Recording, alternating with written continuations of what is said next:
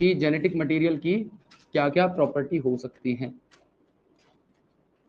Properties of genetic material, कि genetic material की क्या क्या प्रॉपर्टी होंगी। मेरी बात को ध्यान से समझिएगा। देखिए, कोई भी जेनेटिक मटेरियल के तौर पे अगर बिहेव करना चाहे तो उसके पास में सबसे पहला फीचर ये होना चाहिए कि उसको स्ट्रक्चरली और केमिकली दोनों तौर पे स्टेबल होना पड़ेगा। तो सबसे पहला पॉइंट मैं लिख रहा हूं, किसी भी आइडियल जेनेटिक मटेरियल की प्रॉपर्टी ये होगी कि उसको स्ट्रक्चरली और केमिकली दोनों तौर पे क्या होना पड़ेगा, स्टेबल होना पड़ेगा। अगर कोई स्ट्रक्चरली या केमिकली स्टेबल नहीं है तो वो जेनेटिक मटेरियल के तौर पे एक्ट नहीं कर सकता। दूसरा, यहां पे जो जेनेटिक मटेरियल की प्रॉपर्टी है ये है कि it should faithfully transmit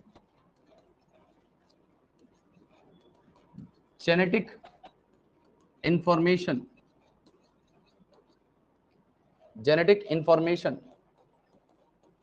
from one generation to next,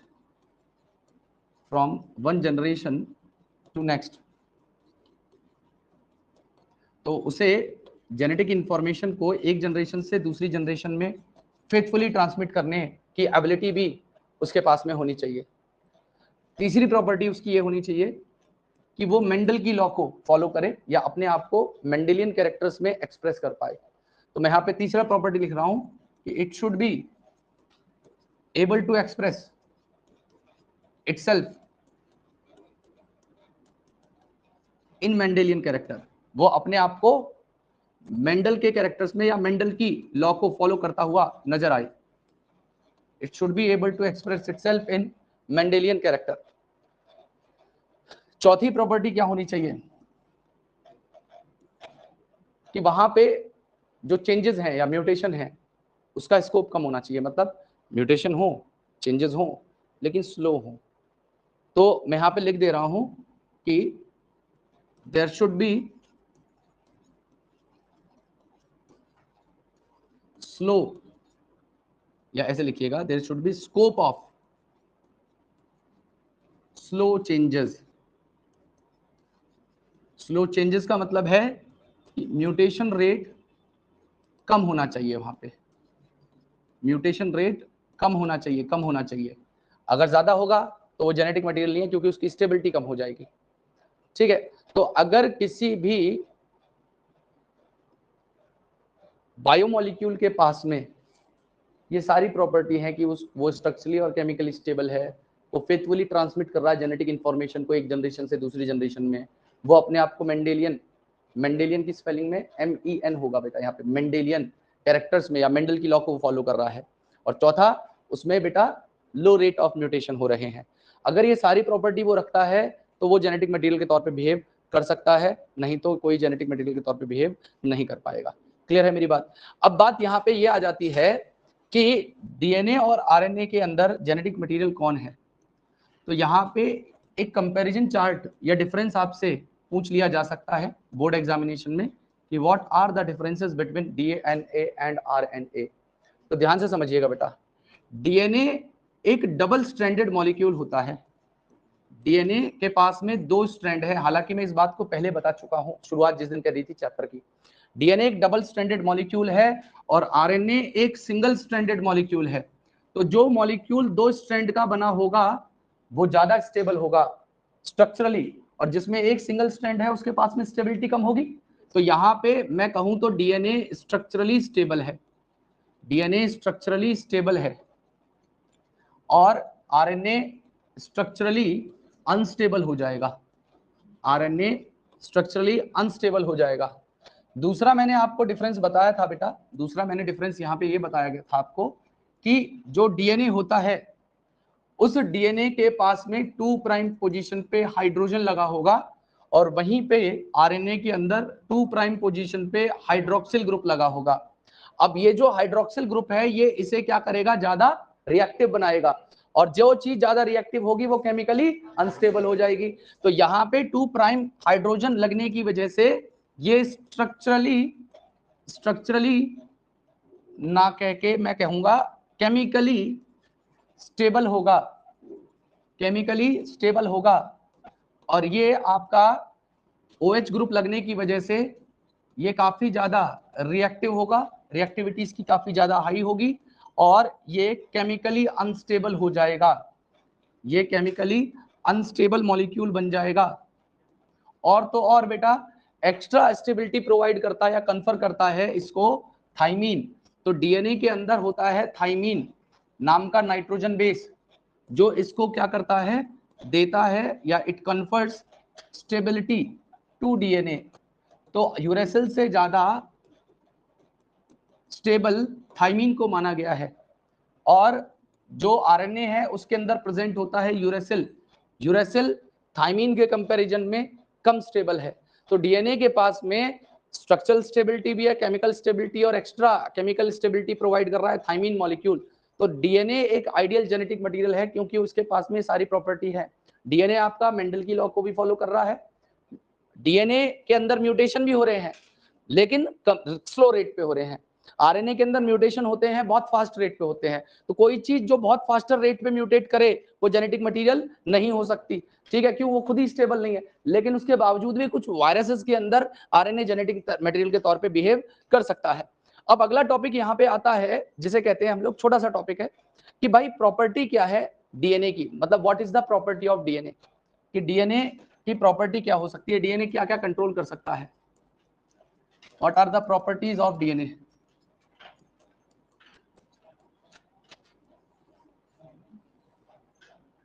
देखिए जो भी सीक्वेंस होगा, जो भी सीक्वेंस होगा नाइट्रोजन बेसिस का, वही चीज डिटरमाइन करेगी सीक्वेंस को कोडॉन्स के मैसेंजर आरएनए के अंदर।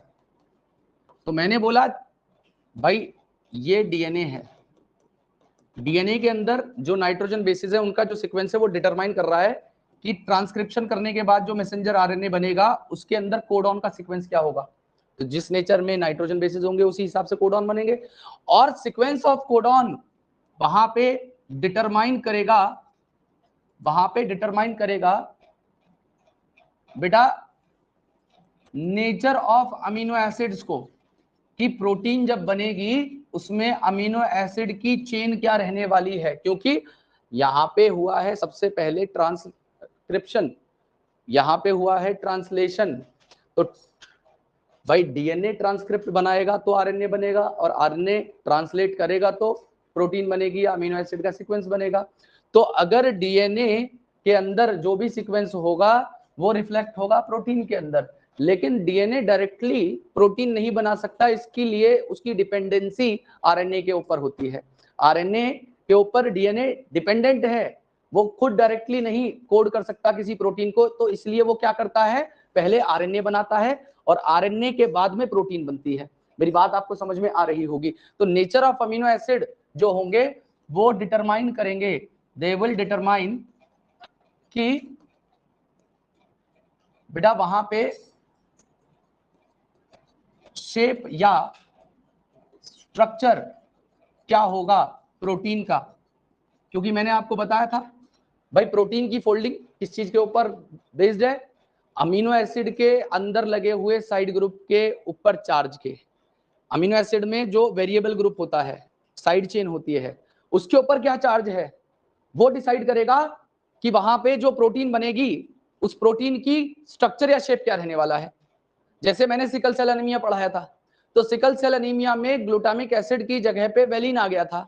तो जब ग्लूटामिक एसिड हुआ करता था तो बीटा ग्लोबिन चेन की फोल्डिंग इस तरीके से होती थी कि वहां पे आरबीसी बाइकॉनकेव डिस्क शेप आती थी, लेकिन उसी की जगह पे जब वेलिन हो गया तो वेलिन हो जाने से वहां पे बीटा ग्लोबिन की फोल्डिंग इस तरीके से हुई कि उसकी शेप सिकल हो जाती थी या सिकल शेप हो गया था। और यहाँ पे जो प्रोटीन का शेप या स्ट्रक्चर है वो डिटरमाइन करेगा किसी भी इंडिविजुअल के फिनोटाइप या कैरेक्टर को। ठीक है जी, मेरी बात आपको ये समझ में नहीं आई होगी। जैसे सपोज करो सभी लोग 1 मिनट के लिए लिखना बंद करिए और मेरी तरफ देखिए, मेरी बात समझिए। यहाँ पे देखिए मेरा स्किन पिगमेंटेशन है, तो स्किन पिगमेंटेशन बेसिकली किस बेसिस पे है? मेलानिन नाम के पिगमेंट पे। मेलानिन पिगमेंट है, क्या है? वो प्रोटीन है। उस प्रोटीन को कौन कोड कर रहा है? मेरा डीएनए कोड कर रहा है। तो जिस अमाउंट में मेलानिन मेरी बॉडी में बन रहा है, उसी अमाउंट में मेलानिन मेरी प्रोटीन जो है मेरी स्किन पिगमेंटेशन में शो हो रहा है। तो अगर मेरी बॉडी में मेरा डीएनए इस तरीके का होता कि वो ज्यादा मेलानिन को कोड करता, तो मेरे अंदर ज्यादा मेलानिन सिंथेसाइज होता, तो मेरा स्किन पिगमेंटेशन ज्यादा डार्क हो जाता। सिंपल सी बात है। तो मैंने क्या बताया कि डीएनए के अंदर जो नाइट्रोजन बेस का सीक्वेंस है वो प्रोटीन को डिटरमाइन करता है, और प्रोटीन डिटरमाइन करता है कि उस ऑर्गेनिज्म का फिनोटाइप या उसका कैरेक्टरिस्टिक कैसा होगा। मेरी बात समझ में आ गई आपको? तो यहां पे ये फाइनली डिटरमाइन करेगा बेटा, it will finally determine the phenotype and characteristics of organism किसी भी ऑर्गेनिज्म का फिनोटाइप या कैरेक्टरिस्टिक को डीएनए डिटरमाइन करेगा। तो डीएनए के पास में बहुत सारी चीजें होती हैं।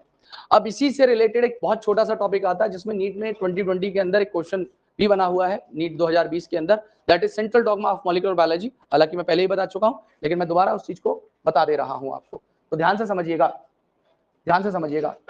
देखिए यहां पे क्या होता है, यहां पे क्या होता है, अगला टॉपिक है हमारा central dogma of molecular biology. इस स्कीम को जो मैं बनाऊंगा, इसको दिया था, it was given by Francis Crick. Francis Crick उन दो लोगों में थे जिन्होंने डीएनए का डबल हेलिकल मॉडल दिया था, आपको पढ़ाया जा चुका है। एक थे जेम्स वाटसन, दूसरे थे फ्रांसिस क्रिक। इन दोनों ने मिलकर डीएनए का डबल हेलिकल स्ट्रक्चर दिया था। तो फ्रांसिस क्रिक ने हमारा सेंट्रल डॉगमा भी दिया। अब सेंट्रल डॉगमा मॉलिक्यूलर बायोलॉजी का क्या कहलाता है? तो ये इसमें इन्होंने बताया है कि भाई जो डीएनए मॉलिक्यूल है वो डीएनए दूसरे डीएनए को भी बना सकता है, और डीएनए से अगर दूसरा डीएनए बनेगा तो उस प्रोसेस को हम लोग रेप्लिकेशन कहते हैं। उस प्रोसेस को हम रेप्लिकेशन कहते हैं। और ये डीएनए आपका आरएनए भी बना सकता है, और आरएनए बनाने के प्रोसेस को हम लोग ट्रांसक्रिप्शन कहते हैं। आरएनए के बनने के प्रोसेस को हम ट्रांसक्रिप्शन कहते हैं। और आरएनए से जब प्रोटीन बनती है तो उस प्रोटीन बनने के प्रोसेस को हम ट्रांसलेशन कहते हैं। और तो और कुछ वायरसेस के अंदर एक टेमिन नाम के, रॉबर्ट टेमिन नाम के पर्सन थे, उन्होंने क्या बताया था कि आरएनए वापस डीएनए को बना सकता है, और जिस प्रोसेस से वो बनाएगा उस प्रोसेस को रिवर्स ट्रांसक्रिप्शन कहते हैं। उस प्रोसेस को रिवर्स ट्रांसक्रिप्शन कहते हैं। ठीक है, उस प्रोसेस को रिवर्स ट्रांसक्रिप्शन कहते हैं। और ये जो रिवर्स ट्रांसक्रिप्शन होता है, इसमें ये एक स्पेशल एंजाइम को यूज करते हैं। उस एंजाइम का नाम है रिवर्स ट्रांसक्रिप्टेज। उस एंजाइम का नाम है रिवर्स ट्रांसक्रिप्टेज, रिवर्स ट्रांसक्रिप्टेज। और इसको, इस चीज को बताया गया था, it was given bye a scientist name Temin.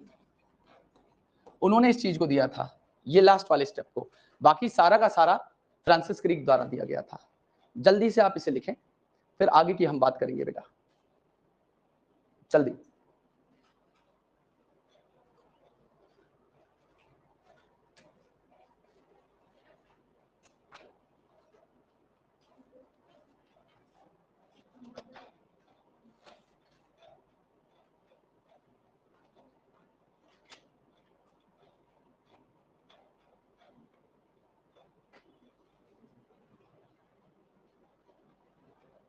इससे पहले का सारा लिख लिया आप लोगों ने?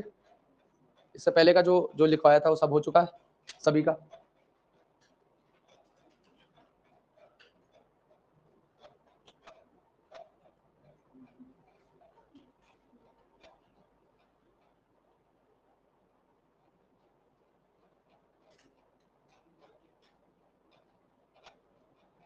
अब एक छोटा सा टॉपिक और है, बहुत छोटा सा, आरएनए वर्ल्ड। तो आरएनए वर्ल्ड के बारे में जो इन्फॉर्मेशन है वो मैं आपको लिखवा दूंगा।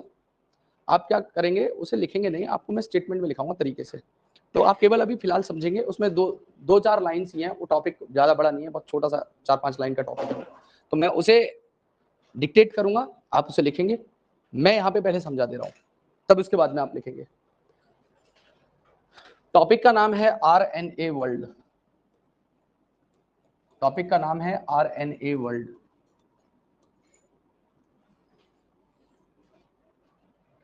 आरएनए वर्ल्ड में सबसे पहली लाइन जो आपकी एनसीईआरटी कहती है, उन्होंने बताया हुआ है कि आरएनए पहला जेनेटिक मटेरियल था। आरएनए पहला जेनेटिक मटेरियल था इस अर्थ के ऊपर। RNA was the first genetic material on this earth. और दूसरी बात इन्होंने यहां पे बताई है कि इस चीज को ऐसे प्रूव किया जा सकता है कि आरएनए पहला जेनेटिक मटेरियल था कि बहुत सारे इंपॉर्टेंट मैकेनिज्म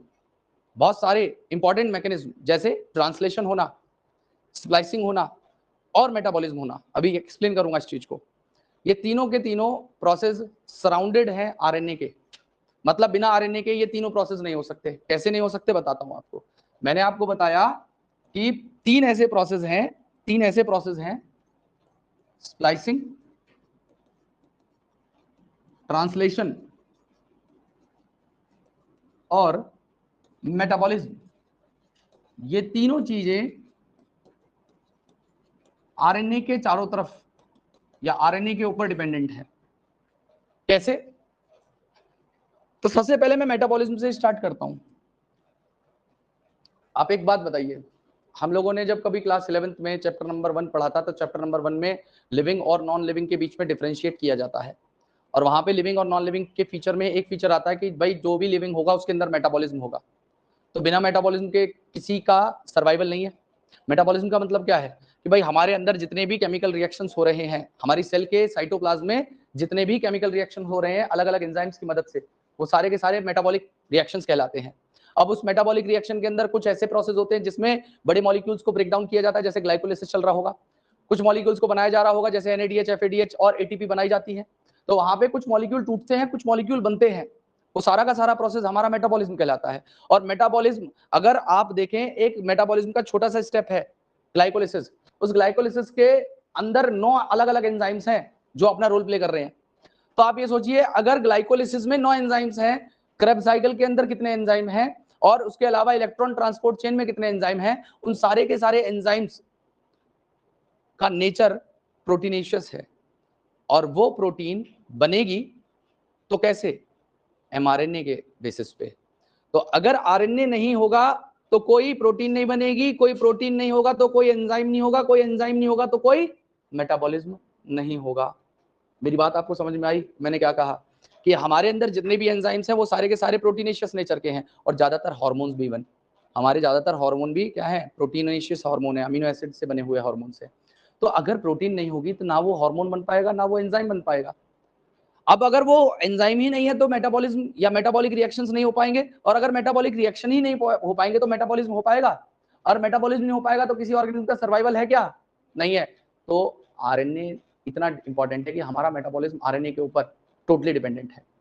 दूसरी बात आती है ट्रांसलेशन। ट्रांसलेशन का मतलब ही है कि मैसेंजर आरएनए के ऊपर जो इंफॉर्मेशन थी उस इंफॉर्मेशन के हिसाब से अमीनो एसिड की चेन को लगाना और उसको आगे चल के एक प्रोटीन की सिंथेसिस करवानी। तो ये प्रोटीन जो बन रही है वो इस मैसेंजर आरएनए के ऊपर डिपेंड है। क्लियर है? तो देखिए, सराउंड कर रहा है आरएनए, कोई नहीं कर रहा है। और तीसरा है स्प्लाइसिंग। इस बात को पढ़ाया जाता है पोस्ट ट्रांसक्रिप्शनल मॉडिफिकेशन या पोस्ट ट्रांसक्रिप्शनल प्रोसेसिंग नाम का एक टॉपिक है, आगे आएगा, पढ़ेंगे, दोबारा पढ़ेंगे। लेकिन अभी मैं एक हल्का सा हिंट दे रहा हूं कि स्प्लाइसिंग का मतलब क्या होगा। देखिए, स्प्लाइसिंग का सीधा सीधा मतलब ये है कि भाई जैसे प्रोकैरियोट्स हैं और यहाँ पे यूकैरियोट्स हैं, तो प्रोकैरियोट्स का जो डीएनए होता है उस डीएनए के अंदर हम लोग स्पेसिफाई नहीं कर सकते। प्रोकैरियोट्स के डीएनए में हम स्पेसिफाई नहीं कर सकते कि भाई ये जो रीजन है ये कोडिंग रीजन है, ये वाला रीजन जो है नॉन कोडिंग रीजन है। नॉन कोडिंग रीजन वो रीजन होता है जो किसी प्रोटीन के लिए कोड नहीं करता, जो किसी प्रोटीन के लिए कोड नहीं कर सकता। और कोडिंग रीजन वो होता है जो किसी प्रोटीन के लिए कोड करता है। अब कोड करेगा तो ऑब्वियस सी बात है मैसेंजर आरएनए बनाएगा। तो प्रोकैरियोट्स में ज्यादातर जो डीएनए होता है वो हमारा कोडिंग ही होता है। इसमें नॉन कोडिंग पार्ट को हम लोग अलग से नहीं दिखाते। अब देखो, प्रोकैरियोट्स का जो जेनेटिक मटेरियल है वो भी बहुत छोटा है और उसमें इतनी कॉम्प्लेक्सिटी नहीं है। लेकिन अगर मैं बात करूं यूकैरियोट्स के डीएनए की, तो यूकैरियोट्स का जो डीएनए होता है, ध्यान से सुनिएगा मेरी बात, इस यूकैरियोट्स के डीएनए को हम लोग अलग अलग रीजन में बांट सकते हैं, कोडिंग में, नॉन कोडिंग में, कोडिंग में, नॉन कोडिंग में, ये अलग अलग रीजन है जिनमें हम लोग इसे बांट सकते हैं। मेरी बात आपको समझ में आई? तो अब होता क्या है, इस कोडिंग रीजन को हम लोग नाम देते हैं एक्सॉन और नॉन कोडिंग को कहते हैं इंट्रॉन। ये होता है एक्सॉन, ये हो गया इंट्रॉन। अब ए इंट्रॉन क्या कर रहे हैं, एक्सॉन्स के बीच में आ रहे नहीं आ रहे, मतलब कोडिंग के बीच में नॉन कोडिंग है ना, तो ऐसे सीक्वेंसेस को कहते हैं इंटरवीनिंग सीक्वेंसेस। इंटरवीनिंग सीक्वेंसेस का मतलब क्या है कि ये दो कोडिंग पार्ट है और मैं नॉन कोडिंग इनके बीच में घुस के बैठ जाऊं, क्या हो गया, मैं इंटरवीन कर गया इनके बीच में, तो मैं एक इंटरवीनिंग सीक्वेंस हूं। तो यहाँ पे जो दो कोडिंग पार्ट है उनके बीच में नॉन कोडिंग लग गया, तो ये क्या कहलाएगा, आईवीएस, इंटरवीनिंग सीक्वेंसेस। और इंटरवीनिंग सीक्वेंस क्या है, इंट्रॉन है। तो अब एक बात बताइए, अगर अगर कोई मैसेंजर आरएनए बनेगा उसमें भी ये intron exon intron exon intron exon होंगे, तो क्या कोई प्रोटीन जब बनेगी तो प्रोटीन के अंदर ऐसा होगा कि थोड़ी सी नॉन कोडिंग फिर कोडिंग प्रोटीन फिर नॉन कोडिंग फिर कोडिंग, ऐसा तो प्रोटीन नहीं बन सकती। तो हमें करना क्या होता है, हमें इन सारे इंट्रॉन्स को हटा देना होता है। मतलब इन इंट्रॉन्स के हटाने के प्रोसेस को स्प्लाइसिंग कहते हैं। इंट्रॉन्स को जब रिमूव किया जाता है ना, तो उसी चीज को क्या कहते हैं, स्प्लाइसिंग। और स्प्लाइसिंग एक प्रोटीन की मदद से होती है। प्रोटीन क्या होती है, वो आरएनए ही होता है और उसे कहते हैं हम लोग SNRNP, SNRNP, small nuclear ribo nucleoprotein, small nuclear ribo nucleoprotein. ये SNRNP जो होता है ये आरएनए नेचर का है, मतलब आरएनए के साथ में कुछ प्रोटीन जुड़ गई हैं, तो इसलिए कह दिया इसे राइबो न्यूक्लियोप्रोटीन। प्रियांशी चांटा लग जाना, चक्कर कितनी बन जाएगी। तो क्या कर रही है, पढ़ रही है, पढ़ने में तो खुद पढ़, उससे क्यों पढ़ा रही है। एक तो तुम अलग, खड़ी होकर वहां बैठ जा, खड़ी होकर वहां बैठ जा, जल्दी से बैठ जा। नहीं मानोगी तुम लोग, बात करोगी फिर मैं डांटूंगा। बैठ जाओ वहां पे, बैठ जाओ। और तू क्यों मसीहा बनती है जबरदस्ती उसकी, है? चुप रहो तुम, बदतमीज। और तुम एक बात बताओ, फीस तुम उसे देती हो मुझे देती हो, किसे देती हो, मुझे देती हो, क्या पता उसे भी दे रही हो शायद। मेरी 2200 है तो उसको 4400 रुपये फीस दे रही हो, क्योंकि मुझसे ज्यादा क्वेश्चन तो मुझसे पूछती हो, है? क्रॉस चेक भी उसी से करती हो, जैसे तुम्हें क्रॉस चेक मुझे करना होता है तो उससे क्रॉस चेक करती हो। मुझसे क्रॉस चेक करा करो ना भाई, डाउट होता है मुझसे पूछ लिया करो। लेकिन तुम्हारे डाउट इतने बेवकूफों वाले होते हैं कि तुम क्लास में पूछोगे तो सब लोग हंस पड़ेंगे, हा हा हा, गधी कहीं की, और बात करे बिना मानोगी नहीं तुम। तो मैंने बोला कि आरएनए और प्रोटीन इन दोनों ने मिलकर एसएनआरएनपी बनाया, और ये एसएनआरएनपी क्या करता है, इन सारे इंट्रॉन्स को यहाँ से हटा देता है और एक्सॉन एक्सॉन एक्सॉन आपस में जुड़ जाते हैं, तब जाके कोई प्रोटीन बन पाती है। मेरी बात समझ में आई?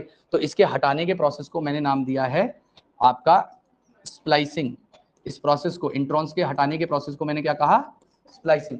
तो स्प्लाइसिंग नहीं होगी तो एक फंक्शनल एमआरएनए नहीं बनेगा, और फंक्शनल एमआरएनए नहीं बनेगा मतलब देखो, एक आरएनए को दूसरा आरएनए बनवा रहा है, एसएनआरएनपी भी आरएनए और प्रोटीन है, और वो क्या बनवा रहा है, मैसेंजर आरएनए बनवा रहा है फंक्शनल को। तो एक आरएनए दूसरे आरएनए को बना रहा है ताकि ये आगे चल के किसी प्रोटीन को बना पाए। क्लियर है मेरी बात आपको? तो ये तीनों ही प्रोसेस सराउंड करते हैं किसको, स्पर्श आरएनए को, ठीक है। अब लेकिन बात क्या होती है, जो आपके आरएनए है वो आरएनए जेनेटिक मटेरियल भी है। बायोमोलिक्यूल में आपने पढ़ा होगा कि कुछ आरएनए जेनेटिक मटेरियल के साथ साथ कैटलिस्ट भी होते हैं, और आरएनए जो कैटलिस्ट के तौर पे बिहेव करे उसे हम लोग आरएनएज कहते हैं, ठीक है यार, राइबोन्यूक्लिएजेस कहते हैं। जो आरएनए कैटलिस्ट के तौर पे बिहेव करे उसे हम लोग क्या कहते हैं, आरएनएज या राइबोन्यूक्लिएजेस कह देते हैं। तो अब बीइंग कैटलिस्ट इन नेचर, जो चीज कैटलिस्ट है इसका मतलब वो चीज रिएक्टिव है तभी कैटलिस्ट है, और जो चीज रिएक्टिव है उसका मतलब वो चीज अनस्टेबल है, और जो चीज अनस्टेबल है वो जेनेटिक मटेरियल के तौर पे बिहेव नहीं कर सकती। तो इसीलिए क्या हुआ, जो आरएनए है उस आरएनए ने during the course of evolution DNA के अंदर अपने आप को मॉडिफाई किया, और बाद में इस डीएनए ने उस सेल के ऊपर कंट्रोल लिया और ये बिहेव करने लग गया जेनेटिक मटेरियल के तौर पे। क्लियर है मेरी बात आपको? मतलब आपसे कोई पूछे कि जब ये पहली सेल बनी थी तो कौन जेनेटिक मटेरियल था, तो आरएनए। लेकिन आरएनए क्यों जेनेटिक मटेरियल नहीं रह पाया, क्यों? क्योंकि उसके पास प्रॉपर्टी नहीं है, वो रिएक्टिव है, कैटालिटिक है, केमिकल अनस्टेबल है, स्ट्रक्चरली अनस्टेबल है। ये सारे कारणों से आरएनए जेनेटिक मटेरियल के तौर पे बिहेव नहीं कर सकता, और उसी आरएनए ने मॉडिफाई करके डीएनए को बनाया, उसी आरएनए ने मॉडिफाई करके डीएनए को बनाया, और उस डीएनए ने क्या किया, उस सेल के फंक्शन को टेक ओवर किया और वो फंक्शन करने लग गया एज जेनेटिक मटेरियल। क्लियर है मेरी बात सभी को? तो आपको मैं से सारी बातों को जो मैंने कुछ बताया उसे मैं स्टेटमेंट में बोल रहा हूं, आप लिखेंगे।